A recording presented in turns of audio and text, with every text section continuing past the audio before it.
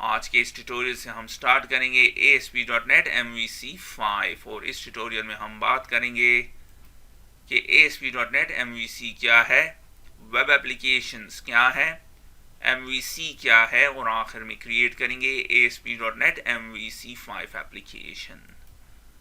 तो सबसे पहले बात करते हैं ASP.NET MVC की। ये एक वेब डेवलपमेंट टेक्नोलॉजी है जिसको यूज करके हम क्रिएट करते हैं वेब एप्लीकेशंस। अब ज़हन में क्वेश्चन आता है कि वेब एप्लीकेशंस क्या है। वेब एप्लीकेशंस वो एप्लीकेशंस हैं जिनको हम रन करते हैं वेब ब्राउज़र्स में, जैसे है गूगल क्रोम, फायरफॉक्स या इंटरनेट एक्सप्लोरर। और वेब एप्लीकेशन की एग्जांपल है Facebook, Google, MSN, e commerce websites जैसे कि हैं अमेज़ॉन या फ्लिपकार्ट वगैरह। अब बात करते हैं MVC के बारे में। MVC से मुराद है मॉडल व्यू कंट्रोलर। M क्या है? मॉडल, V है व्यू और C है कंट्रोलर। अब इन तीनों का मकसद क्या है उस पर भी बात करते हैं। स्टार्ट करते हैं कंट्रोलर से। ये C# की क्लासेस हैं और इसका मकसद है यूज़र जो भी रिक्वेस्ट करेगा हमारे एप्लीकेशन से ये उसको हैंडल करता है, और अगर उसे डेटा की ज़रूरत है तो डेटाबेस से उसको या ऑब्जेक्ट से उसको लेके व्यू में डाल के उसे यूज़र को दिखाता है। तो ये कंट्रोलर का मेन मकसद है। किस तरह, थोड़ी देर में देखेंगे। मॉडल भी C# की क्लासेस हैं और इनका मेन मकसद है कि ये हमारी एप्लीकेशन की डेटा को रिप्रेजेंट करते हैं, और अगर हमने उस पर कोई वैलिडेशन लॉजिक भी डालनी हो उस डेटा पे तो ये भी हम मॉडल्स में करते हैं। कैसे, इस ट्यूटोरियल सीरीज के दौरान देखेंगे। और व्यू प्रेजेंटेशंस फाइल्स हैं जो कि हमारे एप्लीकेशंस की जो कि उसको यूज़ करते हैं यूज़र्स को नज़र आती हैं। MVC की ग्राफिकल रिप्रेजेंटेशन आपके सामने है। यूज़र हमेशा रिक्वेस्ट करेगा कंट्रोलर से। यूज़र डायरेक्टली व्यू में जा सकता है, लेकिन चूंकि हम बात कर रहे हैं MVC के बारे में तो यूज़र ने हर हाल में रिक्वेस्ट करना है कंट्रोलर से। अगर तो उसको डेटा की ज़रूरत है तो वो मॉडल में जाएगा या डेटाबेस से उसको लेके व्यू में डाल के यूज़र को दिखाएगा, और अगर उसको डेटा की ज़रूरत नहीं है तो फिर डायरेक्टली व्यू में जाके यूज़र को शो कराएगा। किस तरह, थोड़ी देर में देखेंगे। अब हम बात करेंगे कि हम क्यों MVC को यूज़ करते हैं या हमें MVC की ज़रूरत क्यों है। काफ़ी सारे रीज़न्स हैं। एक रीज़न है कि हम बड़ी आसानी के साथ मैनेज कर सकते हैं अपने एप्लीकेशंस को, स्पेशली लार्ज और मीडियम साइज एप्लीकेशंस। इसके अलावा हम उनको बड़ी आसानी के साथ अपडेट भी कर सकते हैं और उनको डीबग भी कर सकते हैं। इसके अलावा जो एक बहुत इम्पोर्टेंट पॉइंट है वो है कि हम बड़ी आसानी के साथ अपनी एप्लीकेशंस की फंक्शनैलिटी को एक्सटेंड कर सकते हैं।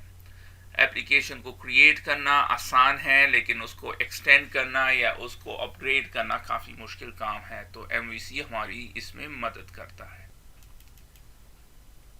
अब ASP.NET MVC 5 एप्लीकेशंस को क्रिएट करने के लिए कुछ रिक्वायरमेंट्स भी हैं, जैसे है C# लैंग्वेज और HTML। आपको थोड़ी बहुत इंफॉर्मेशन हो C# लैंग्वेज के बारे में, जैसे कि वेरिएबल्स को किस तरह डिक्लेयर करते हैं और यूज़ करते हैं। इसके अलावा loops, switch statement, if statement वगैरह भी आपको आनी चाहिए। और इसके अलावा आपको HTML की बेसिक्स भी आनी ज़रूरी है। आपको ज़रूरत है .NET फ्रेमवर्क 4.5 या उससे हायर वर्जन की, और आप यूज़ कर सकते हैं विजुअल स्टूडियो 2013 या उससे हायर वर्जन जैसे कि 2015, 17 वगैरह। इस ट्यूटोरियल सीरीज़ के दौरान मैं यूज़ करूँगा विजुअल स्टूडियो 2015। तो आइए चलते हैं, स्टार्ट करते हैं विजुअल स्टूडियो, क्रिएट करते हैं ASP.NET MVC 5 एप्लीकेशन।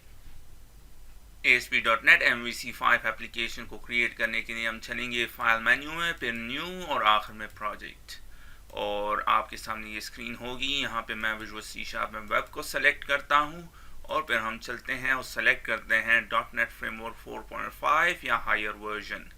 अगर तो आपको यहाँ पे .NET फ्रेमवर्क 4.5 या हायर वर्जन दिखाई ना दे तो फिर आपको इंस्टॉल करना पड़ेगा। आप देख रहे हैं इस कंप्यूटर पे काफ़ी सारे हैं, तो मैं यूज़ करता हूँ .NET Framework 4.6.2 जो कि सबसे हायर वर्जन है। और उसके बाद आपको 3 ऑप्शंस नज़र आएंगी और आपने सेलेक्ट करना है ASP.NET web application .NET Framework।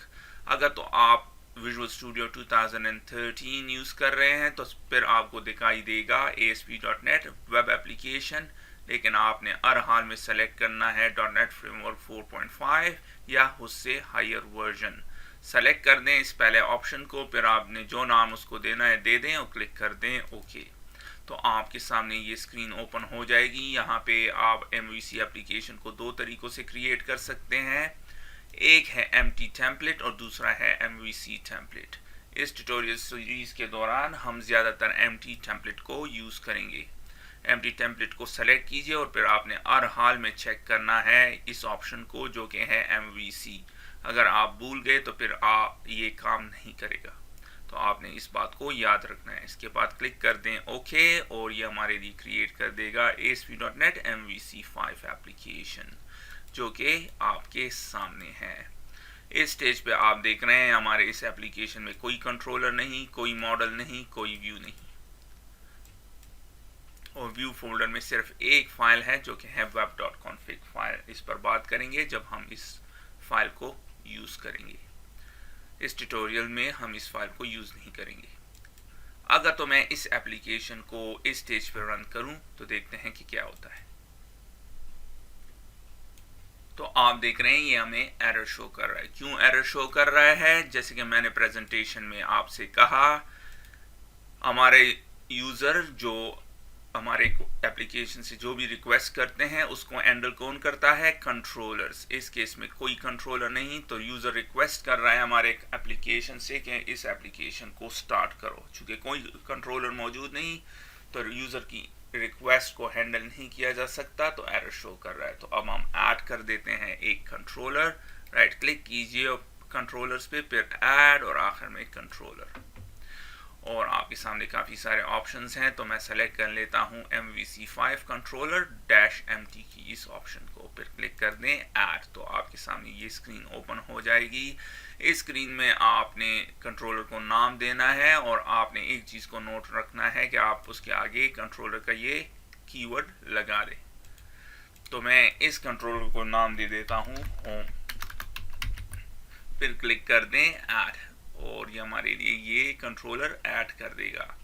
जैसे कि मैंने प्रेजेंटेशन में कहा कि कंट्रोलर्स की क्लास C# की क्लासेस हैं, तो आप देख रहे हैं ये C# की क्लासेस हैं और यहाँ पे आपको ये डिफ़ॉल्ट मेथड भी नज़र आ रहा है जिसको हम एक्शन मेथड्स कहते हैं, और एक्शन मेथड्स के साथ हम व्यू को अटैच करते हैं। अब हमारे पास कंट्रोलर मौजूद है जो कि यूज़र की रिक्वेस्ट को हैंडल कर सकता है। तो देखते हैं अगर इस स्टेज पे मैं इसको रन करूं तो फिर क्या होगा। तो आप देख रहे हैं एरर चेंज हो गया है, लेकिन स्टिल एरर शो कर रहा है। और इस एरर का मतलब क्या है कि द व्यू इंडेक्स और it's master was not found और no view engine suppose the searched location. जैसे कि मैंने प्रेजेंटेशन में कहा, हमारा यूज़र जो भी रिक्वेस्ट हमारे एप्लीकेशन से करता है उसको कौन कंट्रोल करता है? कंट्रोलर्स। या हैंडल कौन करता है? कंट्रोलर्स। और कंट्रोलर का दूसरा काम क्या है कि वो डेटा लेता है डेटाबेस से या ऑब्जेक्ट से अगर उसको डेटा की ज़रूरत है।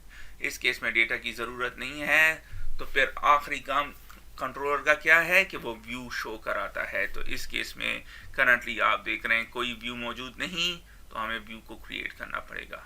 किस तरह क्रिएट करेंगे? हम नॉर्मली अटैच करते हैं व्यू को अपने एक्शन मेथड्स के साथ। तो यहाँ पे इस मेथड में कहीं भी राइट क्लिक कर दें और फिर क्लिक कर दें ऐड व्यू। तो आपके सामने ये स्क्रीन आ जाएगी और यहाँ पे आप व्यू का नाम लिख सकते हैं। बाकी चीज़ों को मैं डिफ़ॉल्ट ही रहने देता हूँ, चेंज नहीं करते इनको। क्लिक कर दें ऐड। तो आप देख रहे हैं ये हमारे लिए व्यू को क्रिएट कर देगा। व्यू फाइल्स की जो एक्सटेंशन है वो है CS/HTML। तो इसका मतलब है यहाँ पे आप C# की कोड को भी ऐड कर सकते हैं और HTML के कोड को भी ऐड कर सकते हैं। इस एग्जांपल में मैं एक p टैग लगा देता हूँ, this is our home page. इसको रन करने से पहले मैं एक बात आपको बता दूं, जब आप पहली दफ़ा कोई भी व्यू अपने ASP.NET MVC5 एप्लीकेशन में ऐड करेंगे तो ये ऑटोमेटिकली ऐड कर देता है ये 3 फोल्डर, कंटेंट, फॉन्ट और स्क्रिप्ट, जो कि हैं फाइल्स बूटस्ट्रैप की। ये बूटस्ट्रैप को ऑटोमेटिकली ऐड कर देता है। तो आपने इस बात को याद रखना है जब आप पहली दफ़ा व्यू को क्रिएट करेंगे।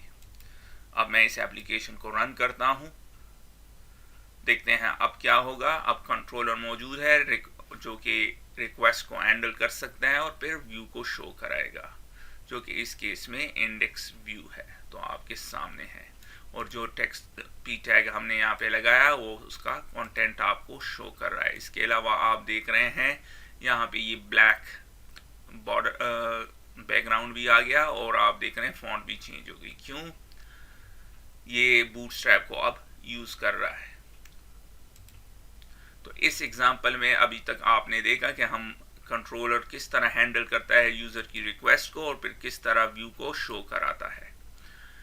अब हम क्या करेंगे, हम इस होम कंट्रोलर को डिलीट कर लेते हैं और साथ में इस व्यू को भी डिलीट कर देते हैं।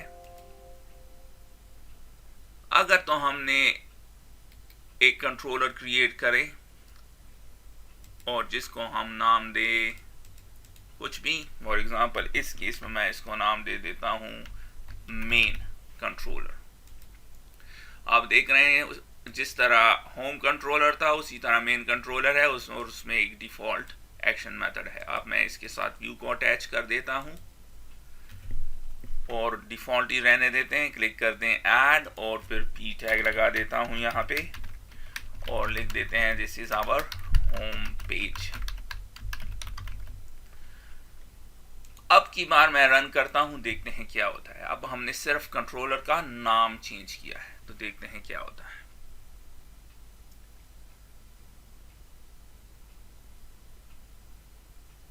तो आप देख रहे हैं अब ये आपको अगरचे कंट्रोलर मौजूद है, इसको यूजर की रिक्वेस्ट को हैंडल कर देना चाहिए था और व्यू को शो कराना चाहिए था, लेकिन नहीं कर रहा। क्यों?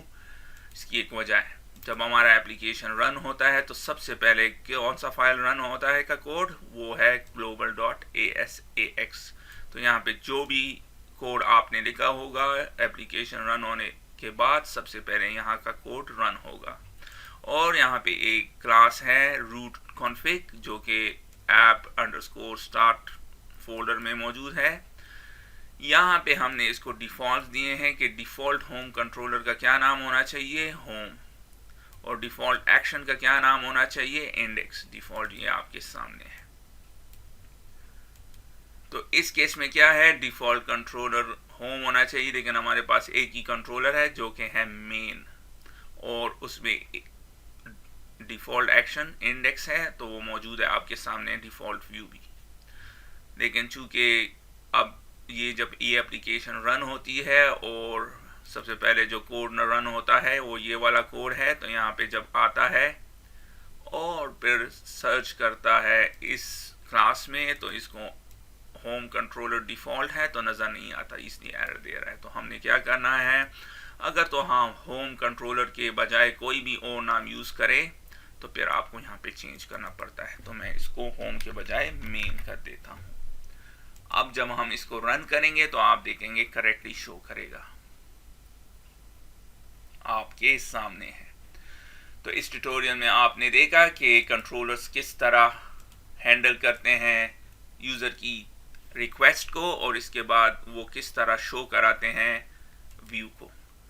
तो इसके साथ ही मैं इस ट्यूटोरियल को ख़त्म करता हूँ। फिर मिलते हैं किसी और ट्यूटोरियल में, तब तक के लिए खुदा हाफिज़।